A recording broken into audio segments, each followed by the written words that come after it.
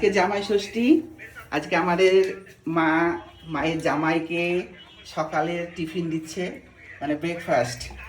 প্রথমে জল দিয়ে দিল, এবার তারপরে দেখা যাক। লুচি ভাজা হয়ে গেছে,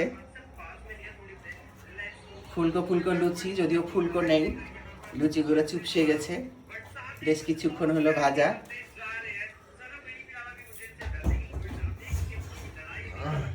আর এই দেখো আম কেটে দিয়েছে এখানে। আর কি করেছো মা? আলু ভাজা। আলু ভাজা করেছে।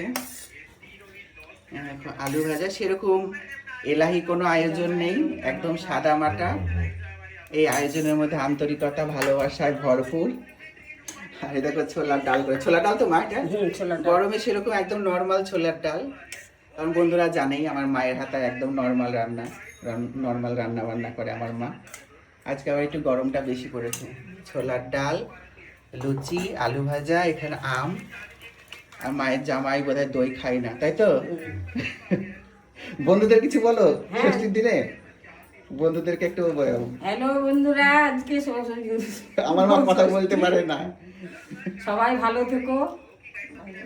আমার মা বেশি কথা বলতে পারে না। আর দেখো এখানে এটাকে কি মিষ্টি, ওইটা কমলা ভোগ, তাই তো? আর পান্তুয়া। এই হলো আজকে জামাইয়ের আয়োজন। ওই বুবাই কিছু বলো। হ্যাঁ, গোলাপজাম আর ওইটা কমলা ভোগ, তাই তো? এই হলো সকালের আয়োজন। আবার যদি পারি ভিডিও করতে, তাহলে দুপুরের ভিডিওটা নিয়ে আসবো। আর সবাই ভালো থেকো, সুস্থ থেকো। Tata tata.